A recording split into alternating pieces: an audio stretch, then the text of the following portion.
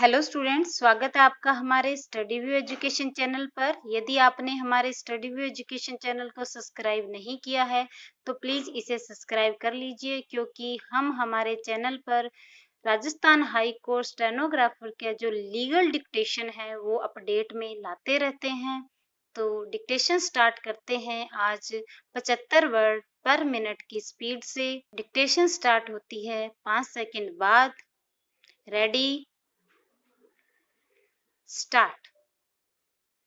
दिनांक 6 अगस्त 2023 को परिवादिया व परिवादिया का पति अपने खेत में किला नंबर 23 में अपनी धान की फसल को संभालने के लिए खेत गए थे, तो वहां पर उक्त अभियुक्त गण अपने खेत में थे, जो हमें देखकर हमारी भूमि में जबरदस्ती घुस गए और आते ही उक्त अभियुक्त गण ने परिवादिया व परिवादिया के पति के साथ लड़ाई झगड़ा करना शुरू कर दिया।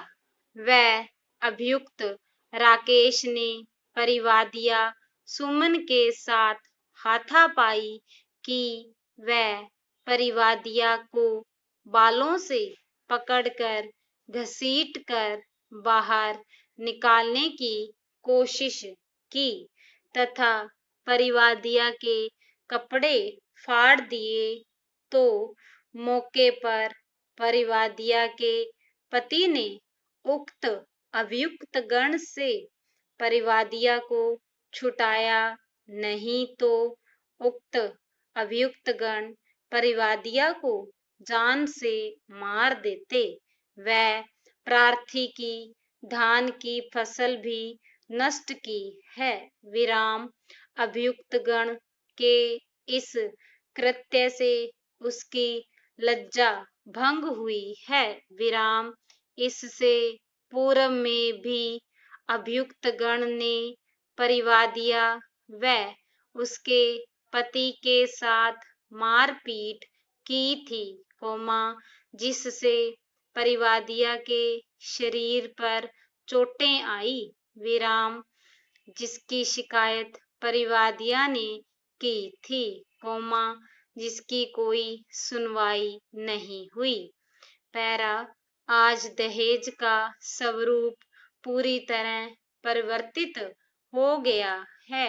विराम, वर का पिता अपने पुत्र के विवाह में कन्या के पिता की सामर्थ्य असामर्थ्य, शक्ति अशक्ति, प्रसन्नता अप्रसन्नता आदि का विचार किए बिना उससे दहेज के नाम पर धन वसूलता है।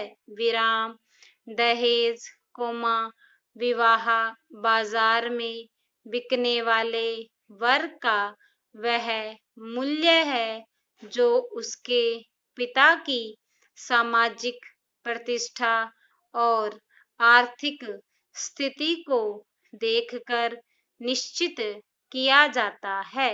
विराम, जिस प्रथा के अंतर्गत कन्या का पिता अपनी सामर्थ्य से बाहर जाकर, अपना घर द्वार बेचकर अपने शेष परिवार का भविष्य अंधकार में धकेलकर दहेज देता है, वहां दहेज लेने वाले से उसके संबंध स्नेहपूर्ण कैसे हो सकते हैं।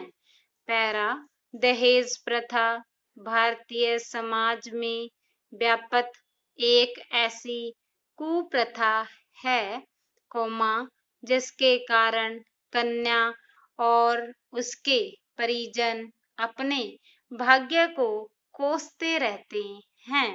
विराम, माता पिता द्वारा दहेज की राशि न जुटा पाने पर कितनी कन्याओं को अविवाहित ही जीवन बिताना पड़ता है, तो कितनी ही कन्याएं अयोग्य या अपने से दोगुनी आयु वाले पुरुषों के साथ ब्याह दी जाती है।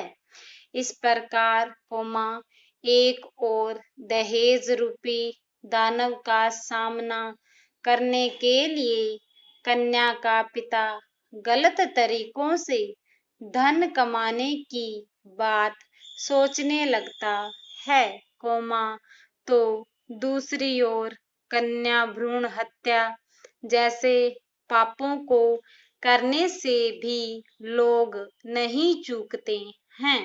विराम पैरा किसी भी देश के सर्वांगीण विकास के लिए यह आवश्यक है कि उसके नागरिक स्वदेश प्रेम की भावना से ओतप्रोत हों, मुनाफाखोरी, कालाबाजारी, रिश्वतखोरी व भ्रष्टाचार को बढ़ावा देने वाले लोगों से न केवल देश का विकास अवरुद्ध होता है, बल्कि इसकी आंतरिक एवं बाह्य सुरक्षा भी खतरे में पड़ती है, क्योंकि ऐसे लोग पैसों के लिए अपना ईमान ही नहीं, देश बेचने से भी संकोच नहीं करते।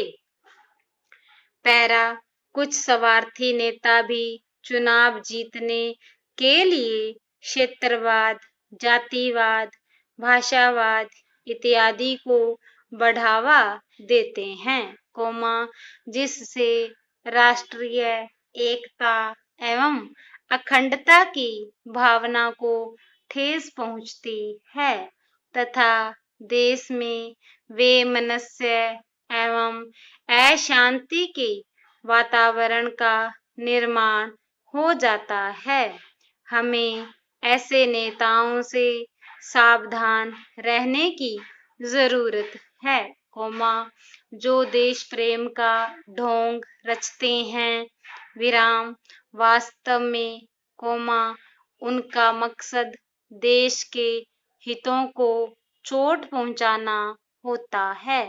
विराम वास्तव में देश प्रेम की भावना मनुष्य की सर्वश्रेष्ठ भावना है।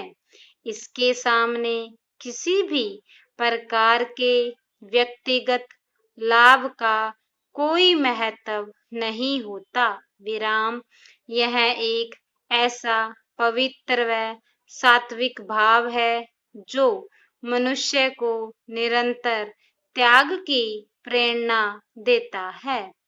मानव की आर्थिक अभिलाषा रहती है कि जिस देश में उनका जन्म हुआ, जहाँ के अन्न जल से उसके शरीर का पोषण हुआ एवं जहाँ के लोगों ने उसे अपना प्रेम एवं सहयोग देकर उसके व्यक्तित्व को निखारा, उसके प्रति अपने कर्तव्यों का पालन वह सदा करता रहे। यही कारण है कि मनुष्य जहाँ रहता है, अनेक कठिनाइयों के बावजूद उसके प्रति उसका मोह कभी खत्म नहीं होता। विराम यह हमारा कर्तव्य है कि सब कुछ न्योछावर करके भी हम देश के विकास में सहयोग दें, ताकि अनेक राष्ट्रीय व अंतर्राष्ट्रीय समस्याओं का सामना कर रहा हमारा देश निरंतर प्रगति के पथ पर अग्रसर रहे। यदि डिक्टेशन अच्छी लगी हो तो हमारे स्टडी व्यू एजुकेशन चैनल को सब्सक्राइब जरूर कीजिएगा। धन्यवाद।